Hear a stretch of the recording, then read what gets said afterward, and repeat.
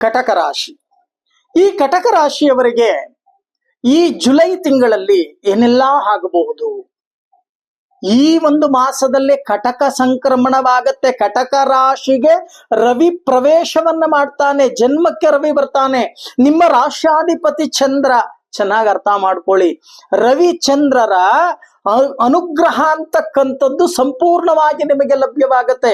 ಇಷ್ಟು ದಿನ ಕಷ್ಟ ಕಾರ್ಪಣ್ಯಗಳಿಂದ ಬಹಳಷ್ಟು ನೊಂದು ಬೆಂದು ನೀವು ಬಂದಿದ್ದೀರಾ. ಆದರೆ ಈ ಮಾಸದಲ್ಲಿ ಭಾಗ್ಯೋದಯವಾಗ್ತಕ್ಕಂಥ ಒಂದು ಮಾಸವಾಗತ್ತೆ. ಉಪಯೋಗವನ್ನ ಮಾಡ್ಕೊಳ್ಳಿ. ನಿಮ್ಮ ಜಾತಕವನ್ನ ನೋಡ್ಕೊಳ್ಳಿ. ಯಾವ ಗ್ರಹದ ದಶೆ ಅಂತಕ್ಕಂಥದ್ದು ನಡೀತಾ ಇದೆಯೋ, ಯಾವ ಗ್ರಹದ ಭುಕ್ತಿ ಅಂತಕ್ಕಂಥದ್ದು ನಡೀತಾ ಇದೆಯೋ, ಇದರ ಮೇಲೆ ಭವಿಷ್ಯ ಅಂತಕ್ಕಂಥದ್ದು ಉತ್ಪತ್ತಿ ಆಗತ್ತೆ. ಚೆನ್ನಾಗಿ ಅರ್ಥ ಮಾಡ್ಕೊಳ್ಳಿ. ಇನ್ನ ರಾಶಿಯವರಿಗೆ ಈ ಮಾಸದಲ್ಲಿ ಏನೆಲ್ಲ ಆಗಬಹುದು? ಶುಭ ಫಲಗಳು ಅಂತ ಅಂದ್ರೆ ಏನೆಲ್ಲ ಆಗಬಹುದು? ವಾಹನ ಕೊಂಡುಕೊಳ್ತಕ್ಕಂಥ ಯೋಗ. ಏನ್ ಗುರುಗಳೇ, ಆಷಾಢ ಮಾಸದಲ್ಲಿ ವಾಹನ ತಗೋತೀವ?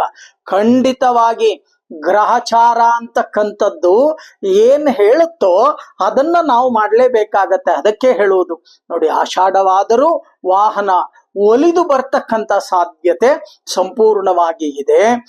ಜೊತೆಗೆ ದೇವರ ಪೂಜೆಗಳು, ಪುನಸ್ಕಾರಗಳು, ಯಜ್ಞ ಯಾಗಾದಿಗಳಲ್ಲಿ ಹೆಚ್ಚಾಗಿ ಭಾಗವಹಿಸ್ತೀರಾ.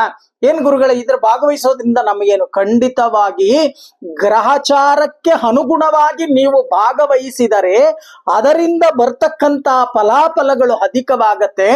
ಎಲ್ಲೋ ಒಂದು ಕಡೆ ಬ್ಯಾಂಕ್ ಅಲ್ಲಿ ಉಳಿತಾಯ ಖಾತೆ ಅಂತಕ್ಕಂಥದ್ದು ಏನಿರುತ್ತೋ ನಿಮ್ಮ ಬ್ಯಾಂಕ್ ಅಲ್ಲಿ, ಅದೇ ರೀತಿ ನಿಮ್ಮ ಖಾತೆಯಲ್ಲಿ ಪುಣ್ಯದ ಫಲ ಅಂತಕ್ಕಂಥದ್ದು ಒಂದು ಕಡೆ ಇರುತ್ತೆ. ಕಷ್ಟ ಕಾರ್ಪಣ್ಯಗಳು ಬಂದಾಗ ನಿಮಗೆ ಅನುಕೂಲಗಳನ್ನ ಕೊಡ್ತಕ್ಕಂಥ ಒಂದು ಶುಭ ಫಲವಾಗಿ ಪರಿವರ್ತನೆಯಾಗತ್ತೆ. ಈ ಒಂದು ಜುಲೈ ಮಾಸ ಅಂತಕ್ಕಂಥದ್ದು ಬಹಳಷ್ಟು ಅನುಕೂಲಗಳನ್ನ ತಂದು ಕೊಡುತ್ತೆ. ಆದ್ರೆ ಎಚ್ಚರಿಕೆಯನ್ನ ವಹಿಸ್ತಕ್ಕಂಥ ಕೆಲಸವನ್ನ ಮಾಡಿ, ಆರೋಗ್ಯ ಭಾಗ್ಯದ ಕಡೆ ಗಮನವನ್ನ ಹರಿಸ್ತಕ್ಕಂಥ ಕೆಲಸವನ್ನ ಮಾಡಿ. ಬಹಳಷ್ಟು ಉದಾಸೀನತೆ ಆಹಾರ ಸ್ವೀಕಾರದಲ್ಲಿರಬಹುದು, ಸರಿಯಾದ ನಿದ್ರೆ ಅಂತಕ್ಕಂಥದ್ದಿರಬಹುದು, ಶರೀರಕ್ಕೆ ವಿರಾಮವನ್ನ ಕೊಡ್ತಕ್ಕಂಥ ಕೆಲಸವನ್ನೇ ನೀವು ಮಾಡ್ತಾ ಇಲ್ಲ.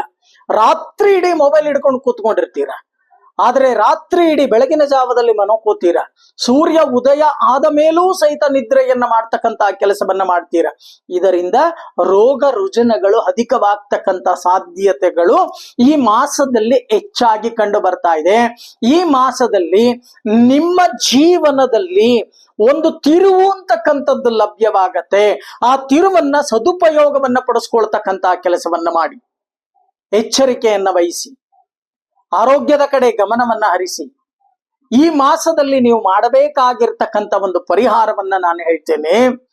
ಜ್ಯೋತಿರ್ಭೀಮೇಶ್ವರನ ದೇವಾಲಯ ಅಥವಾ ಭೀಮೇಶ್ವರನ ದೇವಾಲಯ ಎಲ್ಲಿ ಇದೆಯೋ ಅಲ್ಲಿ ಹೋಗಿ ಬನ್ನಿ ಪತ್ರೆ, ಲಕ್ಕಿ ಪತ್ರೆ ಮತ್ತೆ ಬಿಲ್ವ ಪತ್ರೆ, ಈ 3 ಪತ್ರೆಯನ್ನ ಮಿಶ್ರಣವನ್ನ ಮಾಡಿ ಪ್ರತಿ ಸೋಮವಾರ ನಿಮ್ಮ ಹೆಸರಿನಲ್ಲಿ ಅರ್ಚನೆಯನ್ನ ಮಾಡಿ ಭಕ್ತಿಯಿಂದ ಆ ಪರಮೇಶ್ವರನನ್ನ, ಮುಕ್ತಿದಾಯಕನನ್ನ ಪ್ರಾರ್ಥನೆಯನ್ನ ಮಾಡ್ತಕ್ಕಂಥ ಕೆಲಸವನ್ನ ಮಾಡಿ.